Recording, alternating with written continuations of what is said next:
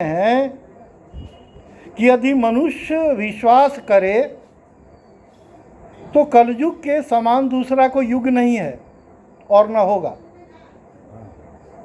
क्योंकि इस युग में श्री राम के निर्मल कथाओं को सुनकर उनके राम गुण गाकर मुक्ति पाई जा सकती है। इतना सरल है, इसमें कहीं कोई तपस्या भक्ति और वैराग की जरूरत नहीं। कह रहे हैं प्रकट चारि पद धर्म के कलु महु एक प्रधान। कह रहे हैं कि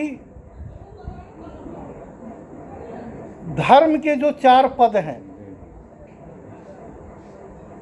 उन 4 पदों में कलि एक बड़ा ही प्रधान है। 4 जो पाया है, 4 जो पद है, उसमें कलि का जो पद है बड़ा ही प्रधान है। जेन केन विधि दीन है दान करहि कल्याण। सतयुग में सत था, द्वापर में तप था, त्रेता में पुण्य था, लेकिन कलयुग में केवल दान बचा हुआ और आपसे दान संभव नहीं होगा। धर्मशास्त्रों में या वैदिक रीतियों में कहा गया कि कृतयुग सतयुग में सत्य था, द्वापर में दया थी, त्रेता में दया थी, द्वापर में तप था और कलयुग में दान है। कह रहे हैं कि यह तीनों आपके पास हो या न हो, सत्य नहीं हो क्योंकि कलयुग का प्रभाव होगा, आप झूठे हो जाएंगे। हम तो कभी कभी लोगों को दीक्षा देने गए और जो व्यापार से संबंधित लोग थे या बड़े पदाधिकारी, तो उन्होंने कहा गुरुजी आप ऐसा मंत्र दीजिएगा जिसमें रोजी रोटी चलाने के लिए झूठ बोल सके। जैसे आपने कभी कभी देखा होगा कि बहुत सारे ऐसे दंपति होते हैं, भक्त होते हैं कि गुरुजी आप ऐसा मंत्र दीजिएगा जिसमें थोड़ा चले। थोड़ा चले का मतलब मांसाहारी चले, उसको मत रोकिए। और ऐसा है भी, अगर राजेश जी को कह दिया जाए कि भैया आप दुकान पे बैठे हैं और आप विनय बाबा के शिष्य हैं, कृपया आप झूठ मत बोलिएगा, तो अगर ये झूठ नहीं बोलेंगे तो आज के परिप्रेक्ष्य में हो सकता है राजा हरिश्चंद्र से भी बदतर स्थिति हो जाए। तो लोग कहा करते हैं कि गुरुजी थोड़ा सा छूट दीजिए ताकि रोजी रोटी की बात है, और ऐसा हो भी रहा है। स्पष्ट भगवान कह रहे हैं प्रगट चारि पद धर्म के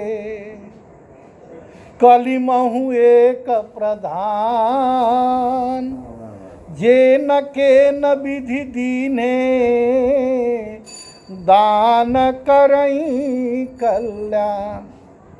हमने अपने कुछ भक्तों से कहा कि ये हमारे भक्त, क्योंकि हमारे यहाँ परंपरा थी और है भी, अच्छा अगर आप इनकम टैक्स नहीं दें, जो आप कमाते हैं जो भी धन, तो सरकार आपको पकड़ेगी कि नहीं, आप पर फाइन लगेगा कि नहीं लगेगा। लेकिन आप कल्पना करें कि वकील से मिलकर, इनकम टैक्स कमिश्नर से मिल करके आप टैक्स चोरी बचा लें, लेकिन भगवान को जो टैक्स देना है वो अगर वहाँ आप नहीं देंगे तो वहाँ बचने की कोई संभावना है? अब आप यह प्रश्न आपका बड़ा है कि भैया एक बात बताइए, भगवान का इनकम टैक्स क्या है? भगवान का इनकम टैक्स क्या है? यह बड़ा ही एक यक्ष प्रश्न है और आपको जानना भी चाहिए। भगवान का इष्टम क्या है? भगवान का इनकम टैक्स, भगवान का टैक्स क्या है जिससे हम इंसान से तो बच जाएंगे, लेकिन भगवान से कैसे बचेंगे? तो भगवान का जो इनकम टैक्स है और कलयुग में है वह दान है। अब दान किसको दिया जाए? विष्णु पुराण में ऐसी बातें आई हैं कि दान अगर आपने सुयोग्य व्यक्ति को नहीं दिया तो वह दान का प्रायश्चित आपको स्वयं करना पड़ेगा। मुझे एक याद है, भगवान पांडे उस समय जिंदा थे और हमारे आसपास के एक महाराज ब्राह्मण उनसे कुछ पैसा मांगने के लिए गए। मैंने उनसे प्रश्न किया कि आप अगर ये ब्राह्मण मांग दिया तो आपने पैसा दिया क्यों नहीं? छोटी सी मेरी उम्र थी, एक बाल सुलभ था। उन्होंने कहा कि विनय जी अगर इसे हम दे देंगे और ये पैसे से लेकर शराब पी ले, गांजा पी ले, अगर ये पैसे से लेकर कोई गोली खरीद ले और किसी की हत्या कर दे तो प्रायश्चित तो मुझे करना पड़ेगा। तब मैंने धर्मशास्त्रों में पढ़ा, धर्मशास्त्र में स्पष्ट है कि दान भी उसी को दीजिए जहां उपयोग हो। आप वैसे ब्राह्मण को दान नहीं दे जो पहले ही सरपति और खरपति हो। आप बगल में पासवान, हरिजन, विभिन्न भूखे को रोटी दो, नंगे को कपड़ा दो, उन बच्चों को दो जिसके पास पेंसिल और किताब नहीं है, पैसे के लिए वह पढ़ नहीं पा रहा है, वह पैसे के बगैर इलाज नहीं कर रहा है।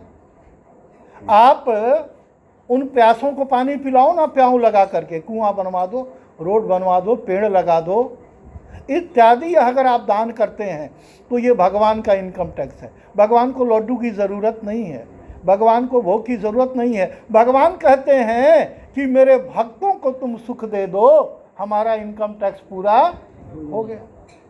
लेकिन ऐसा होना बड़ा संभव है, हो नहीं पाता है। हम चाहते हैं कि हमारा जो गोतिया है जितना दुखी होगा उसकी ज़मीन हमारे नाम पे हो जाएगी, जितना जल्दी वो समाप्त हो जाए, इसकी दुकान बंद हो जाए तो मेरी दुकान चलने लगेगी। तो भय लोग सब मोह बस, लोभग्रसे शुभ कर्म। अरे सुनु हरि जान ज्ञान निधि, कहूँ कछु कलिधर। श्रीमद् भागवत में वही कथा आती है कि कली ने धर्म के 3 पेड़ को तोड़ चुका था, वही एक पद बचा था।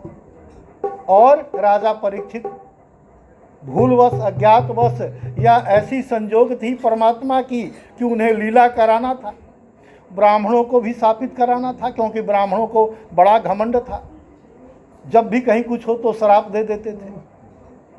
तो भगवान की ऐसी लीला थी, उन्होंने देखा कि अरे एक बूढ़ा आदमी बैल को पीट रहा है, और उसकी ऐसी पिटाई उसने कर दी कि उसकी 3 टांगें समाप्त हो गई, एक टांग पे वो खड़ा हुआ है। उसने जाकर के कहा, अरे भद्र तुम कौन हो? बड़े निर्दयी हो, तुम इंसान हो या शैतान हो? ये निरीह प्राणी जानवर की तुम ऐसी पिटाई कर रहे हो, इसकी 3 टांगें टूट गई है, ये तो खा पी नहीं पाएगा, ये तो घास भी नहीं खा पाएगा, इसका तूने तो प्राण ले लिया। उस व्यक्ति ने कहा कि मैं क्या करूं, 3 पद तो इसके पहले से चले गए हैं, मैं क्या कर सकता हूं? अरे महाराज तुम बताओ कौन हो, या मैं तुम्हें दंड दूं। जैसे ही राजा परीक्षित ने अपने प्रतंचा से बाण निकाला और मारने के लिए तैयार हुए, कलयुग अपने स्वरूप को उन्होंने दिखा दिया कि महाराज हम तो कलयुग हैं, हम तो अब यहाँ निवास करने के लिए आए हैं। राजा परीक्षित ने कहा कि आप क्यों निवास करोगे? तो उन्होंने कहा कि धर्म तो यहाँ से चला गया। राजा परीक्षित ने पूछा कैसे धर्म चला गया? धर्म का पुत्र जो ज्ञान और वैराग है, राजा परीक्षित तो तुम्हारे सामने है। मैंने कौन सा अपराध कर दिया और कौन सा मैंने अत्याचार, अनाचार, व्यभिचार मैंने किया जिससे आपको आने की ज़रूरत पड़ी? कलयुग ने कहा यही तो मैं परीक्षा ले रहा था, अभी तक आपसे कहीं कोई अपराध नहीं हुआ है और मुझे उम्मीद है